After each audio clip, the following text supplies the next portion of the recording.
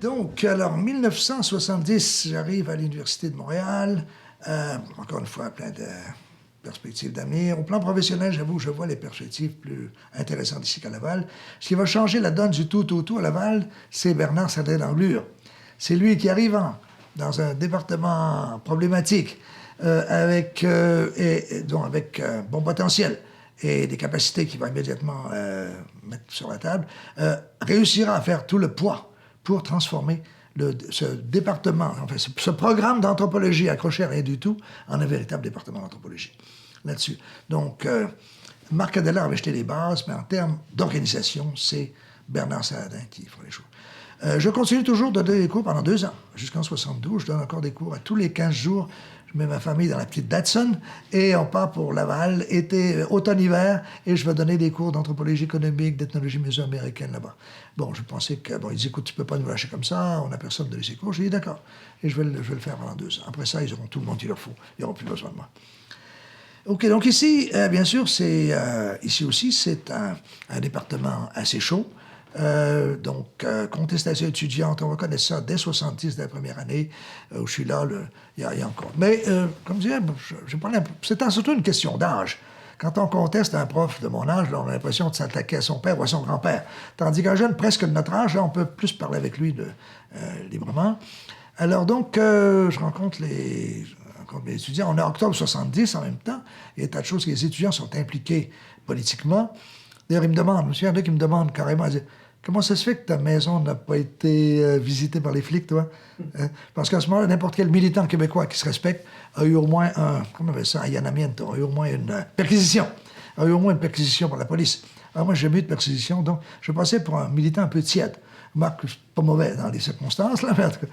Donc, alors, on parle. Et ce que alors, je voulais dire qu'à Laval aussi, j'avais commencé à approfondir le matérialisme historique. Après lecture assez superficielle de Godelier à Paris, là, il y avait Meyassou, il y avait Emmanuel Terré, il y avait Pierre Philippe Ray qui publiait là-dessus, qui fournissait à l'anthropologie un cadre de recherche qui semblait intéressant, remettant en cause la perspective structuraliste qui avait été pour nous l'alternative au culturalisme. Donc, on disait, oui, il faut aller voir les choses derrière les choses, pas se contenter d'écrire les coutumes et dire, vous voyez bien comme c'est fonctionnel. Mais, entre autres, nous qui étudions des sociétés autochtones, qui étaient désormais vraiment prises dans le tourbillon du capitalisme actuel. Moi, je le verrai déjà avec Megalifona et leur travail salarié. Je le verrai avec les Nahuatl et la production de café. Donc, le marxisme nous offrait une possibilité, d'une part, de mettre en accord notre cadre de référence en recherche, en anthropologie, et nos pratiques quotidiennes, nos pratiques subversives, quand on allait sur les lignes de piquetage, quand on protestait contre la guerre au Vietnam. Le marxisme nous donnait comme une manière générale de penser tout ça. Et c'était très rassurant d'avoir un seul cadre théorique qui intégrait l'impérialisme, l'articulation des modes de production de Emmanuel Terré, qui intégrait les perspectives plus radicales de Ray, etc.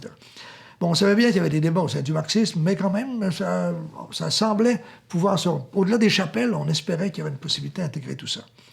Et il faut dire donc c'était l'époque de la guerre au Vietnam, c'était l'époque du mouvement contestataire ici, c'était l'époque du FLQ au Québec, du Black Panther aux États-Unis. Donc on était dans un monde qui semblait en voie de changement rapide. On a vu ensuite comment, en Occident, entre autres, ce changement s'est rapidement freiné.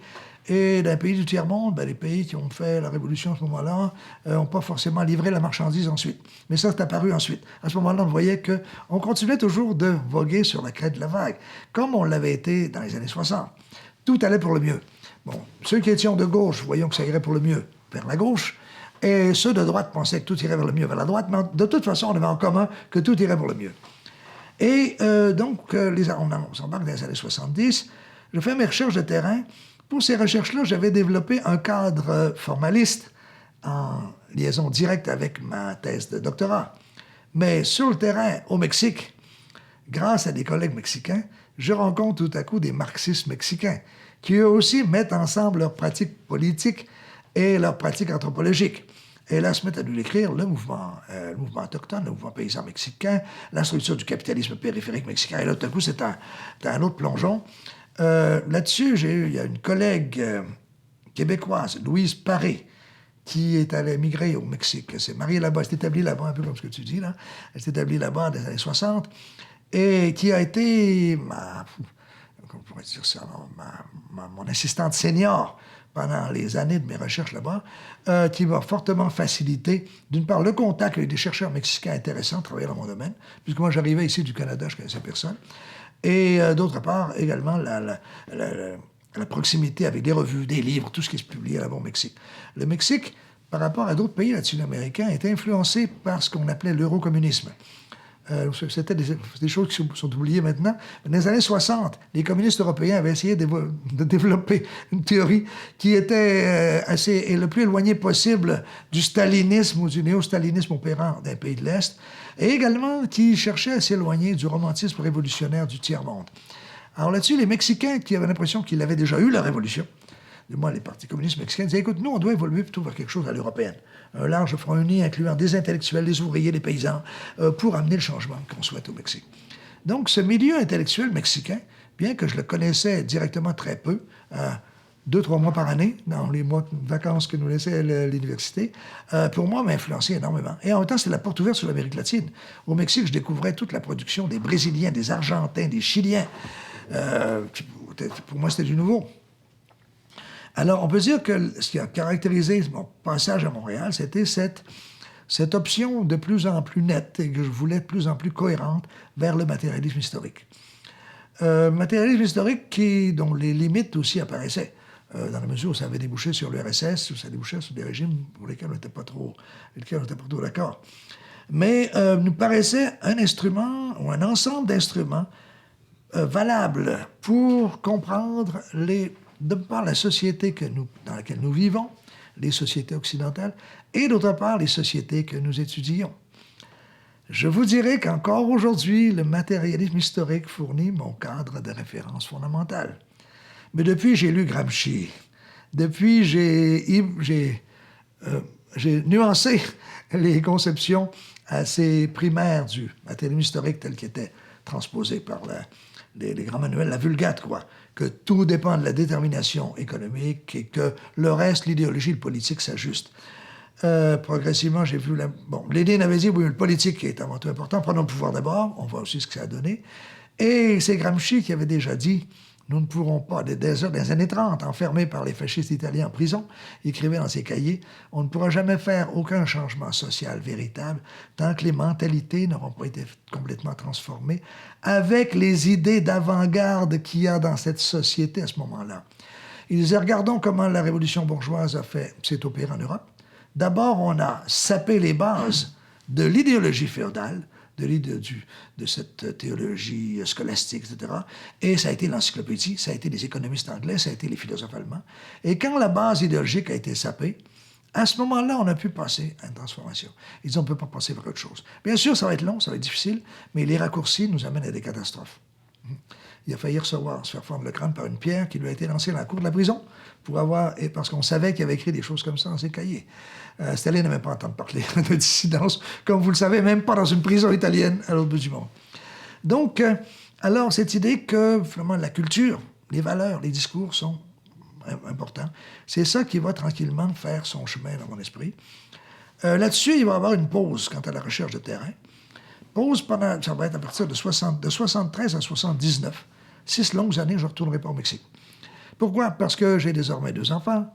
Il y a des tas de cours nouveaux à préparer, et puis je veux quand même faire du sérieux. Et il y a des publications à faire. Vous voyez que celles des années 70 sont encore très minces. Donc, il y a des tas de données qu'il faudrait analyser.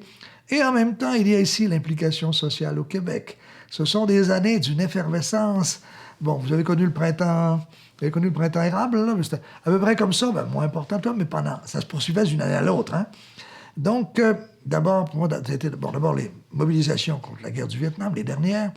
Ensuite, des syndicats de profs. À l'UQAM, à l'UDM, à Laval, on se mobilise pour des syndicats de profs. Aujourd'hui, nos syndicats sont bien assis, bien bourgeois, bien douillet. On ne peut pas imaginer ce que c'était quand l'université refusait de donner la liste des professeurs. Ou alors, on nous envoyait une liste de 3000 noms, il apparaissait aussi Parizeau et Pierre-Éliott Trudeau. Alors, on disait non, on va avoir un syndicat. Ou McGill a préféré se priver des services de Wallerstein, Emmanuel Wallerstein, la célébrité en sciences sociales, qui était pro-syndicat, plutôt que d'accepter d'avoir un syndicat de profs à McGill. Et Wallerstein est parti pour les États-Unis.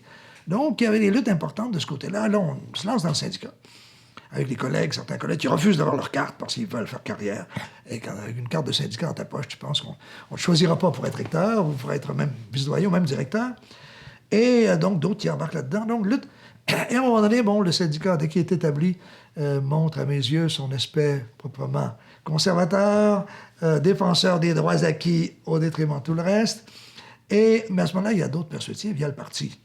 Il y a des partis de gauche qui apparaissent au Québec. Le PQ, à ce moment-là, je me souviens d'une assemblée du PQ où c'était marqué OK, Angola, Québec, même ennemi, même combat. On va proposer ça à Pelado. Aïe, aïe, aïe. Donc, ensuite, René Lévesque a demandé ce qu'on la retire quand les journalistes sont entrés. Mais vous voyez un peu l'affaire, là. Donc, le PQ lui-même, c'était centre-gauche, gauche-gauche. À côté de ça, il y avait les pro-soviétiques, il y avait les trotskistes, il y avait les maoïstes. Moi, c'est dans la mouvance maoïste que je me suis intégré. Essentiellement en raison des contacts qu'on avait. On avait chacun de son côté. Et donc, c'était pour nous une manière de dire, on ne peut pas sentir seulement des réformes. Il faut vraiment aller plus loin. Et on avait encore l'impression, dans les années 70, que l'accentuation des luttes signifiait pas des difficultés nouvelles, mais au contraire qu'on approchait du but. Il y a cette manière peut-être judéo-chrétienne de concevoir que plus la lutte devient difficile, plus l'ennemi se renforce, il est en train de donner son dernier coup, et ensuite ça va bien aller. Ce qu'on ne voyait pas, c'est que avec la crise du pétrole, avec des trucs comme ça, le capitalisme lui-même entrait en crise mondiale, mais on n'est jamais vraiment ressorti depuis la fin des années 70, malgré les petits progrès, les jeux de spéculation qu'il faut monter la bourse de temps en temps, pour quelques années. Et à ce moment-là, qu'il y aurait de moins en moins de place pour faire des concessions, que la lutte deviendrait plus dure. Et là, tout le phénomène de délocalisation d'entreprises, de désindustrialisation affecterait tant le Canada que les États-Unis et même que le Mexique, finalement, et que la production déplacerait en Asie. Tout ça, c'était d'inconnu. Moi, quand j'avais 8 ans, il y avait au Canada 30% d'ouvriers industriels. S'il en reste 12% au sens large, en ratissant large, c'est à peu près tout ce qu'il y a maintenant. Donc, nos pays se sont désindustrialisés. Et se désindustrialisant, la production de valeur a diminué. On ne produit pas de valeur dans les bureaux. On se partage la valeur déjà produite. Et avec la spéculation des services, on ne produit pas grand-chose. Et finalement, il y a de moins en moins de choses à distribuer. Et ça caractérise l'Europe aussi. Même si l'Europe a pu maintenir certaines productions et jongler avec l'argent suffisamment pour faire croire que le miracle se prolongerait plus longtemps. Bon, en tout cas, ça, c'est d'autres considérations.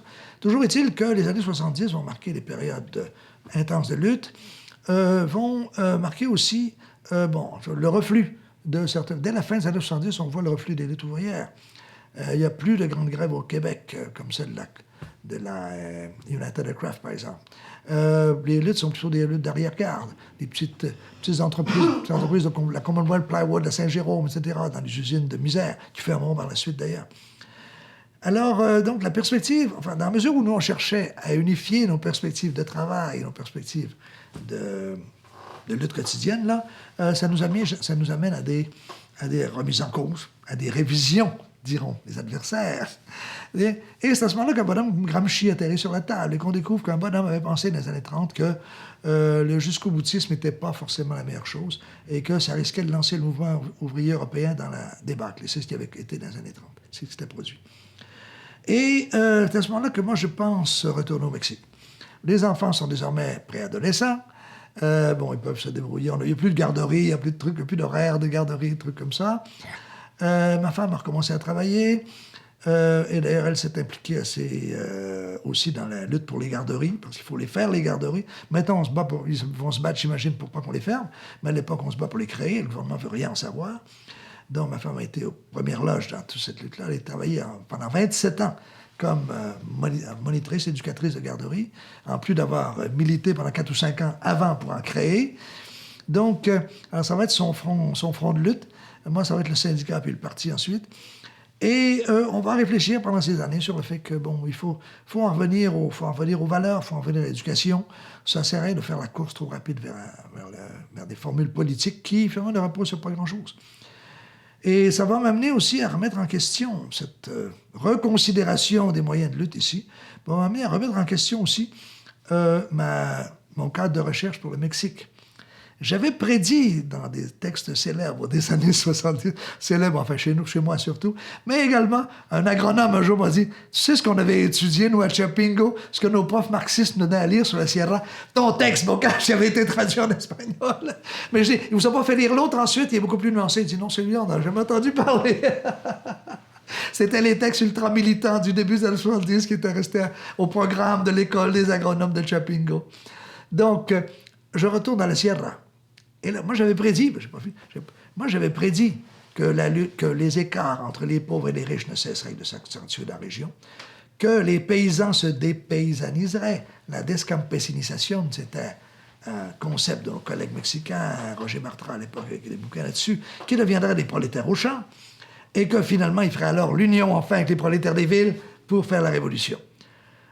Bon, les prolétaires des villes sont demeurés sous le contrôle de fer du gouvernement mexicain grâce aux syndicats corporatistes. Et ça, jusqu'à aujourd'hui, cette date, ce matin-là, il ne les a jamais relâchés.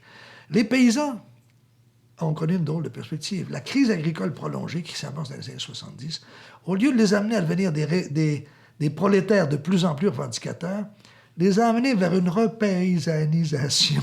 Ils ont exigé la redistribution des terres des grands domaines. Et ils l'ont en bonne partie obtenue. Et quand ils n'avaient pas de redistribution possible, ils ont acheté des parcelles en allant travailler à la ville et en revenant et en achetant un lopin de terre. Et, alors j'ai vu ça se produire dans ma région, et en transformant des pâturages extensifs des grands propriétaires en plantations de café intensives sur lesquelles on peut, avec 5 ou 6 hectares, faire vivre une famille. Donc, il s'est produit exactement le contraire de ce que j'avais prévu dans Sierra. Et là, je dis, est-ce que moi et d'autres avions prévu dans les régions autochtones? Et là, j'ai dit, bon, ils ne sont pas seulement des paysans prolétarisés, ils sont aussi des autochtones. Et j'ai vu dans la région surgir en même temps un mouvement paysan autochtone, avec 2 volets. Un volet chrétien engagé, un volet agronome socialiste, celui qui avait lu mon texte à l'école d'agronomie de Chapingo. Donc, j'ai vu surgir un mouvement sous l'impact, d'où l'étincelle, ça a été l'avènement d'étrangers, comme ça, qui sont arrivés dans la zone, et un mouvement que les Autochtones se sont rappropriés, qu'ils ont mis à leur taille. Et c'est là-dessus que je veux raconter ce que je te racontais tantôt, l'histoire de Don Epifanio. Don Epifanio, jovial paysan nahuatl, propriétaire de 5 ou 6 hectares de café, de maïs, de 4 épices, d'arbres fruitiers, tout ça, un petit verger, bien sûr, comme toutes les parcelles nahuatl, m'a dit un jour, « Pedrito, sais-tu qui a inventé la musique? » J'ai dit « Non. » Il dit « C'est le diable qui a inventé la musique. » Le diable? Raconte-moi. Il dit « Oui, le diable a inventé la musique pour que les hommes et les femmes dansent et qu'ils commettent des péchés. » Un jour, il a regardé la guitare. Il a vu qu'il y avait une croix dans la guitare. Il a jeté, épouvanté, il s'est sauvé. Un autochtone est arrivé, a ramassé la guitare, s'est mis à jouer. Et depuis ce temps-là, on danse, Pedrito. Et pour moi, c'était la manière, c'est la forme d'humour, dont eux avaient intégré leur expérience par rapport au monde extérieur. Une partie des gens qui s'intéressent aux Autochtones les voient comme les éternelles victimes, les belles victimes. C'est le cas parfois de mon collègue estimable et respecté, Robert Jolin. Mais les Autochtones ne se voient pas comme des victimes. Les Autochtones de la Sierra, quand ils racontent leur histoire, vous disent « On a gagné 3 fois dans notre histoire. D'abord contre les Espagnols. Au bout de 11 ans, 11 mois et 11 jours, on les a mis dehors. Deuxièmement, contre les Français qui nous ont envahis au 19e siècle. On a mis quelques années, pensez, on s'est tous foutus dehors. Et les derniers qui sont passés, on les a exterminés près de la rivière Apulco, en les enfumant dans leurs cavernes et en tuant tous ceux qui sortaient. On a gagné contre les Français. Et maintenant, les étrangers veulent revenir. Mais ils sont mieux de faire comme on dit. Sans ça, on va les avoir eux aussi. Les jeunes d'aujourd'hui sont beaucoup plus futés que l'étaient les aïeux, tu sais, beaucoup plus instruits. Donc, l'histoire, pour eux, c'est une histoire. Et ça, ils se réfèrent à l'expérience des coopératives. Donc, pour eux, l'histoire est une histoire de victoire, et non pas une histoire de défaite. Bien sûr, l'histoire réelle montre de grandes défaites historiques, mais ils ont choisi de ne pas mettre l'accent dessus et de mettre l'accent sur les victoires qu'ils ont remportées. tout en étant toujours très réalistes quant à la force de leurs adversaires et en choisissant les moulins à vent contre lesquels ils vont se battre. Alors ça, très pragmatique. Donc je retourne dans la région et je vois que non seulement les paysans ont acheté des terres comme ça, mais en plus il y a un mouvement qui s'est organisé. Un mouvement dans lequel, comme je dis, ont contribué à la fois des chrétiens progressistes et des agronomes socialistes. Pour résumer une longue histoire en quelques phrases, les chrétiens progressistes ont donné leur légitimité à la lutte, sa légitimité à la lutte. Nous sommes des chrétiens, nous allons à l'église comme vous. Il y a même un curé dans le groupe qui baptise, confesse et donne l'extrême-onction.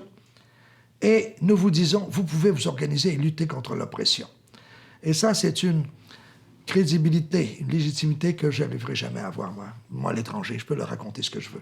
Eux sont des Mexicains, il y a un curé dans le groupe et leur dit, vous avez raison de vous organiser. Mais au plan de l'organisation comme tel, les chrétiens progressistes n'ont pas fait des merveilles. Les comptes ne balancent pas à la fin du mois. Or, les comptes doivent balancer à la fin du mois, les paysans le savent bien.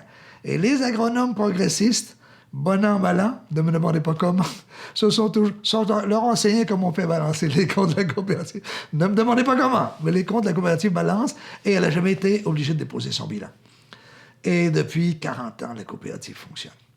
Ça a commencé par un groupement de paysans avec un camion allant vendre du café et du 4 épices en ville et revenant chargé de maïs et de sucre pour fournir les quelques boutiques, c'est les 10 premières boutiques. Et c'est maintenant 20 000 membres. Nahuatl, surtout en minorité Totonac, avec coopérative d'épargne et de crédit, sur un modèle des jardins qu'ils ont assimilé un peu comme l'Indien a assimilé la musique avec la guitare. Ils l'ont fait tout à fait à leur style. Hein. Ça ne fonctionne pas, heureusement, comme notre mouvement bureaucratisé des jardins. Ils en ont fait un instrument de lutte aussi. Et la coopérative, tout à coup, est aussi à l'aise pour le nouveau programme de santé à répandre dans la région que pour construire les routes, que pour construire des maisons. En tout cas, mais ça fera peur. On en parlera pour le suite. Mais donc, naît un mouvement qui ensuite va s'adapter, va s'ajuster par rapport aux crises qui m'ont parfois fait dire, cette fois-ci, ils l'ont sur la tête, ils sont foutus. Je retourne sur place. Je demande à travailler avec la coopérative. Alors là, j'ai ma sabbatique. J'ai ma sabbatique en 84. Et pour moi, de 79 à 84, je retourne pour quelques périodes courtes l'été. J'étudie des villages, certains qui sont des villages de coopérateurs, d'autres qui ne sont pas. Et j'en arrive à la conclusion que ce qui permet d'expliquer beaucoup plus le fonctionnement différentiel des villages, leur adhésion différente au mouvement régional, c'est beaucoup moins la base économique des villages, qui est pas mal pareil d'une part ou l'autre, mais ce sont des facteurs d'ordre idéologique. Dans un des 2 villages nahuatl qu'on étudie, l'idéologie qui prévaut, c'est l'idéologie du combat. C'est là qu'on nous raconte, on a gagné 3 fois, contre les étrangers. Et eux, ils combattent contre le grand propriétaire qui veut récupérer les terres qu'eux autres ont réussi à lui saisir. Et pour eux, la vie est un combat, ils ne prévoient pas d'autre chose que dans l'avenir. Et les enfants vont apprendre ça tout de suite. Un autre village nahuatl est déjà pas mal intégré à l'économie régionale. Et eux, ce qu'ils espèrent, c'est avoir des transistors, peut-être une bagnole d'occasion de celle qu'on ramène en contrebande des États-Unis. Une vieille camionnette dégingandée, là, on pourra réussir à mettre la patte dessus. Alors que dans le 3e village Totonac, eux sont encore dans les structures traditionnelles. Et pour eux, l'important est d'avoir un bon compadre en ville, un commerçant qui accepte de mitiger le poids de l'oppression. De te prêter 300 pesos quand ta femme est malade, même si tu n'as pas de café à lui livrer. Mais quand tu lui livreras le café, par contre, il va se rembourser joliment avec le prix qu'il va te payer. Donc, c'est au niveau des idées, c'est au niveau des valeurs qui était la différence. Et en 84, enfin, une année sabbatique, je dis à la famille, bon, écoutez, les enfants sont grands. J'ai inscrit les enfants au lycée de Puebla, lycée français de Puebla. On s'installe à Puebla. Moi, je vais faire mes recherches dans Sierra et je reviens en fin de semaine parmi vous. Les enfants disent, pas question. Notre milieu, c'est ici. Oui, on le connaît bien, les villages de misère où tu vas. Tu nous as même amenés des fois. non, on n'avait rien à savoir. Alors, ma compagne dit, ben, écoute, si les enfants restent, moi, je reste aussi. Je dis, d'accord. Alors, je vais faire 6 mois de travail intensif et je reviens ici pendant 6 mois. Et pendant mes sabbatiques successives, ça a été ça, l'accord. Donc, 6 mois avec une pause d'1 semaine entre les 2 pour faire renouveler mon visa, parce qu'au Mexique, on n'a pas... Je voyage toujours avec un visa de touriste. Certains ont essayé de me couler en disant ça. D'ailleurs, ils n'ont pas réussi. J'ai trop de bons amis maintenant. Mais j'ai jamais demandé ni obtenu. Je sais pas si je peux dire ça à la caméra. Au Mexique, je peux pas le dire. Mais j'ai jamais ni demandé ni obtenu de recherche au Mexique, parce que ça prend au moins 1 an à les avoir. Or, moi, j'avais mes bourses au mois de mai, il fallait que je parte au mois de juin. Alors, ce que j'ai fait, j'ai commencé mes recherches quand il ne fallait pas encore de permis, et j'avais ensuite assez de bons copains, au musée, à la faculté et même au ministère, pour que personne ne me demande jamais mon permis. Encore qu'un collègue italien, dont j'avais dénoncé le vol des données autochtones qu'il avait fait, me l'a reproché dans une entrevue dans le journal. Bocage, avec quel permis travaille-t-il au Mexique, d'ailleurs? Il ne me l'a jamais montré. Il savait bien que je n'en avais pas.